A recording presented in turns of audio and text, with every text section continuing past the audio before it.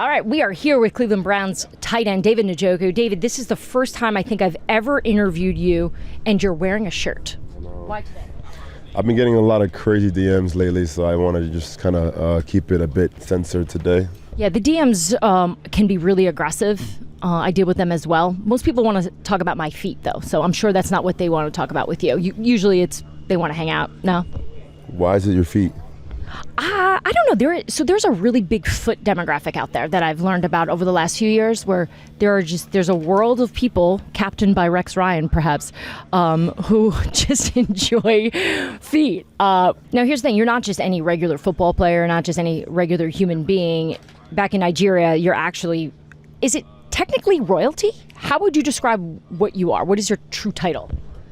My title is chief. So, I mean, yes, I guess you can say so. It's more so just, a bigger responsibility of making sure my people back there are doing okay, and that responsibility I kind of placed on myself before even becoming a chief, just because I wanted to give back to my people, give them fresh water, food, resources. So, yeah, it just happened to work out. What a amazing title to have, and a responsibility that comes with that when you have been around the people. How do they behave around you? Is there a way they have to show respect to the chief? During my chieftaincy, all the females would bow, and initially it was kind of hard to seriously pay back respect, because you see people bowing as kind of like a not normal gesture, especially here in America, so it took me some time to really allow myself to really reciprocate the respect on a serious manner. Yeah, and this is all because of your family and who they are back in Nigeria. You're one of 9. Do you stay in touch with every single sibling of yours? I try to, but it's a lot, and then I have cousins, I have uncles, aunts, it's grandmas, so it's not easy to keep in touch with everybody. Do you feel like you could rattle off all your siblings' names in 10 seconds? Yeah. Go. Innocent, Chelsea, Lisa, Faith, Gladys, Happiness, David, Evidence, Charles. And you're the 7th, correct? I'm the 7th. What do you think the advantage of being 7th in such a long line of siblings? I mean, lucky number 7 initially, but I don't see it really as an advantage. I'm here to do whatever I can to help my family and vice versa. So it's not really a competition in that aspect. More so just on a competing platform, say playing a sport together or whatever. Yeah. So as if you needed any more things to make you different, right? Because you certainly stand out on this team, not only just by your sheer presence and your ability, but you also went through a really strange, peculiar accident before that game against the Seahawks last year. Most people know the story now that you were hanging out around a bonfire. Pick it up from there. What then happened that you dealt with burns? Yeah, so normally I do a little, meditation routine by a bonfire in my backyard.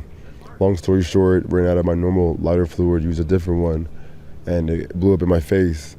Now, mind you, my eyes were wide open when the whole thing happened, so I should be blind right now, but luckily God is great. It was kind of not exhilarating, but it was a rush, that fight or flight moment came up, and yeah. And you wound up playing. You powered through, and you obviously came back in the season, and you showed up with the mask, and you leaned into the situation, deciding to wear that mask. Did you come up with that? Yeah, everyone thought I personally got it made, from a different country or whatever, but I just DoorDashed it from Party City. You were just ready for Halloween. Yeah, I mean, but with that being said, every time I took the mask off, parts of my skin on my face would come off with it. So it was real. Very limited times I could put it on and take it off. Yeah. We just ripped through a million different storylines about who you are, but I need to talk to you just about this Cleveland Browns team right now on offense. Just the type of offense this team is trying to get to. What are the Cleveland Browns going to look like, especially with Kevin Stefanski having, full control over what's going on? Yeah, I mean, honestly speaking, we just work hard every day to really identify ourselves, come up with our true identity. We have a bunch of talents that we can do when it comes to running the ball, throwing the ball, running, routes. Everyone has their own talent, and then we collectively have a great talent, but we're still figuring out our identity as a whole. Where do you think Deshaun fits in terms of his professional career right now? where is he at? Have you seen any difference in him, good, bad? Have you seen change in Deshaun this season? I mean, honestly, I think I see Deshaun as a very elite quarterback. You feel me? I feel like people don't know just how good he is until we show exactly how good he is, and he will do just that. And I can't wait for that to happen because a lot of people are overlooking him, and I see him every day working hard, and I see the elite status that he can be, and it's just very exciting. Former Tennessee Titans head coach Mike Vrabel's been working with you one-on-one. What is Mike like? I think people have their thought of what he's like, but now that you've gotten to know him a little bit, what's something about him that maybe we'd be surprised to learn about Mike Vrabel? Man, that's my guy, man. He's a real character. And people say I'm a character too, so our characters kind of, blend together, and it creates a monster, It's crazy. But he's a very, very dope guy, very down-to-earth man. And yeah, I just love working with him every day. I know you're learning football details from him and learning how to get better at the position through his perspective from a defensive player, even though he did play the position in New England. In terms of what you're learning from him outside of football, is there anything? Because I know he's a really, really good trash talker. I think I'm a pretty good trash talker myself. Keep up with him? I mean, we go back and forth, so He doesn't stop. Yeah, he doesn't stop. He does not stop unless you hit him, below the belt. Otherwise, he doesn't stop. What would be an example of a below the belt thing that you could say? Me personally, I can neither confirm nor deny that I do that. It's just more so if you do that, then things get a bit more physical than verbal. All right, tight end position in general. People have asked you this before about what makes a great tight end. Do you think you have all the traits of a great tight end? Is there something that you wish you just had a little bit more of? I don't really rank myself, as whatever. I let the people do that, you know what I mean? The people, the fans, I let them rate whoever they want to rate. And I just focus on what I got to do to be better every day.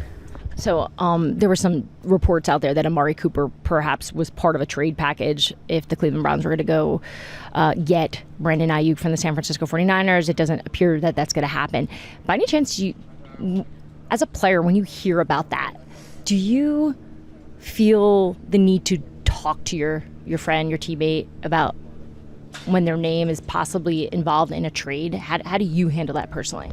I actually didn't even hear about that, so this is the first time I'm hearing. Scoop City.